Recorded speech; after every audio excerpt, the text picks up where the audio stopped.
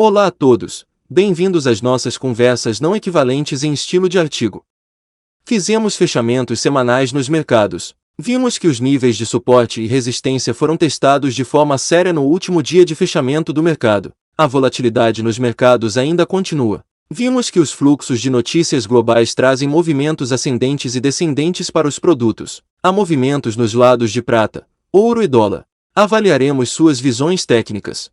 Antes disso, quero analisar o feed de notícias em uma escala básica. E vamos avaliar um por um como isso pode afetar os mercados, meus amigos. Os Estados Unidos vão atingir o mundo com o dólar, meus amigos. Ou seja, haverá uma fuga para o dólar neste período. Os Estados Unidos vão começar a aumentar as taxas de juros.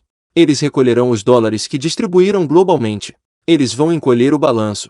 Durante este período, continuaremos a sentir a inflação até os ossos. Do lado americano, falaremos também sobre as possibilidades da recessão. A maior gestora de ativos do mundo, a BlackRock, anunciou que teve uma perda de 17 bilhões de dólares na Rússia. Seu cliente tinha um investimento nessa área que valia 18 bilhões de dólares. E os 17 bilhões de dólares desses 18 bilhões de dólares foram apagados. No momento, os ativos russos que estão sob a BlackRock caíram para o nível de 1 bilhão de dólares. Em outras palavras, quando você olha em perspectiva como investidor, há uma queda incrível. Em um produto que caiu 99%, investidores russos e ucranianos querem transferir seu dinheiro para o lado seguro, mas já existem restrições do lado da banca. Por exemplo, deixe-me dar um exemplo da Ucrânia. Na Ucrânia, o limite para a retirada de dinheiro é de cerca de 3.350 dólares. Na Rússia, foram impostas restrições à retirada de ativos de mais de 10 mil dólares para o exterior. Eles não querem saída de ativos para o exterior, mas também há quedas nos mercados. O que os investidores que têm dinheiro no canto vão fazer? Eles vão confiar em ativos físicos ou tentarão fluir ativos para o lado das criptomoedas com o mercado negro. Esses ativos de fluxo já estão acontecendo nos lados russo e ucraniano. Nos mercados de criptomoedas, as quedas e as expectativas de tendência de baixa começaram a aumentar, mas na recuperação desses mercados, a área que terá mais lucro será a área de criptomoeda. É o que eu acho aqui. Sobre este tópico, estou contando meus principais motivos e meus motivos baseados em visões técnicas. Claro, vamos falar sobre como isso afetará o lado ouro. Vamos avaliar um por um, como eles vão afetar o lado da prata, o lado do dólar. Já nos fluxos de notícias atuais, houve um pronunciamento da secretária do Tesouro americano, Yellen, nos Estados Unidos. Ela disse que espera que a inflação permaneça preocupantemente alta até o final deste ano. Ou seja, estávamos sempre falando aqui das declarações de Yellen. Quando a inflação estava em torno de 2% e 3%, ela fez declarações de que eles iriam manter a inflação. Eu disse que esta declaração foi feita para acalmar os mercados. Estou dizendo que estou esperando uma inflação que gira em torno de 10% do lado americano. Claro, já estamos indo para esse caminho. Nos últimos dados de inflação anunciados, verificou-se que a inflação nos Estados Unidos atingiu 7,9%. Este era o número esperado. Porém, na verdade, minha expectativa era um pouco maior do que esse número. Mas mesmo com a situação atual, o recorde de inflação de 40 anos foi novamente quebrado. A inflação continuará subindo. Infelizmente, os problemas em escala global continuarão. Na última declaração que Yellen fez ontem, ela disse que eles estão esperando que a inflação suba, mas de alguma forma eles não vão deixar a recessão acontecer. Eu acho que esta declaração também vai colocá-la em apuros. Haverá uma recessão, em outras palavras, haverá uma recessão econômica na América. No momento, começaram a surgir reclamações das instituições sobre a inflação e a crise alimentar. Ultimamente, nos fluxos de notícias atuais, a Organização das Nações Unidas para a Agricultura e Alimentação fez uma declaração. Dentro desta declaração, eles disseram que esperam ver um aumento nos preços de cerca de 8 a 10% devido ao ambiente de guerra. Houve também uma declaração semelhante do FMI hoje. Além disso, a mesma declaração veio da Moody's. Todos eles fizeram declarações que apontam o aumento da inflação e as crises alimentares. Estes foram discutidos um após o outro. A crise entre a Rússia e a Ucrânia, é claro, foi a desculpa para isso. A inflação teria subido de qualquer maneira. O mundo também precisava de uma desculpa.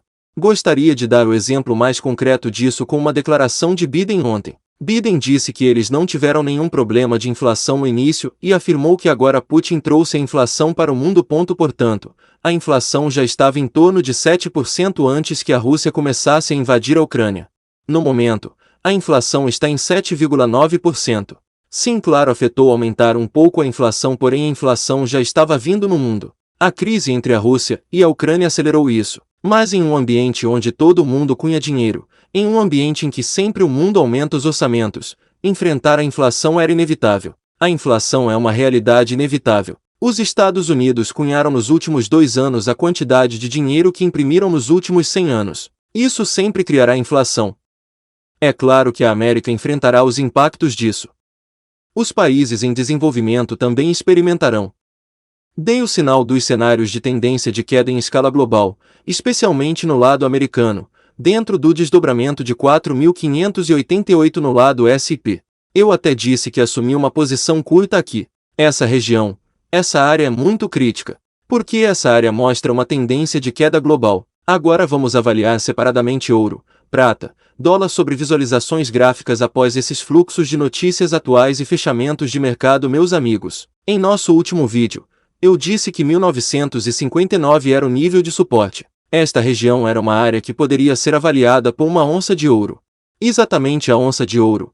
Ontem teve uma reação de 1959 níveis antes dos fechamentos e começou seu movimento ascendente novamente. Esses níveis de suporte e resistência também são muito importantes para quem está negociando no curto prazo. Eu estou usando eles. Acho que é lucrativo para mim e para quem acompanha os níveis de suporte e resistência. Mas é claro que não estou fazendo apenas negócios de curto prazo. Também detenho produtos para médio e longo prazos. O mesmo movimento de apoio foi visto também na prata. O nível de suporte, que é 25,49, foi testado muitas vezes durante a escala de período de 4 dias. Havia mechas em forma de agulha, mas se protegeu muito bem nesta região durante as 4 horas de fechamento. E também acho que a prata iniciou uma tendência que vai de $27 daqui. Os aumentos continuarão a partir das regiões onde ficaram. Esses produtos continuarão a ganhar. Claro, haverá algumas gotas. Claro, haverá afrouxamentos. Na situação de afrouxamento, eu sempre digo, não faça uma compra de pânico ou venda de pânico, meus amigos. Se você confia neste produto, se você diz que continuará mantendo este produto no médio e longo prazo, você deve mantê-lo. Essa é a minha perspectiva. Essa é a minha perspectiva como investidor. Estou fazendo desta forma. Como você vai fazer isso e avaliar, depende de você. No lado das criptomoedas, na verdade, continuamos nos movendo na mesma região, na mesma área de banda. O nível de $38.000 é muito importante para o Bitcoin. A quebra desse nível de suporte antes da reunião do Fed, ou mesmo durante a reunião do Fed, pode nos mostrar maiores afrouxamentos que nos levam aos níveis mais baixos. Nesta região, continuaremos a seguir o nível 38.000. Nas altcoins, especialmente nas principais altcoins, se ocorrer um movimento, isso pode nos dar um bom sinal em termos de aumentos. Por exemplo, estou vendo essa área de movimento no Polkadot. Nível de $17,70. Se mantiver acima, parece que Polkadot vai iniciar uma tendência que vai até o nível de $26. Se a Polkadot continuar esse movimento ascendente, acho que dará coragem também às altcoins. Do lado do Bitcoin, vamos esperar pacientemente que esse período passe rápido, meus amigos. Não há muito a acrescentar no lado das criptomoedas nos fechamentos semanais. Mas para o mercado de criptomoedas, a tendência de recuperação começou a se mostrar pouco. Podemos experimentar as últimas gotas manipulativas. Se essa queda manipuladora nos levar ao nível de $30.000 ou abaixo, antes da reunião do Fed ou durante a reunião do Fed, gostaria de fazer uma entrada séria de dinheiro no mercado. Ou eu quero essa entrada no nível de $46.000. Mas acho que veremos essas tendências neste período após a reunião do Fed. Por enquanto é só, meus amigos. É um conselho de investimento para você. Você pode se inscrever no meu canal e ativar as notificações. Ver você de novo.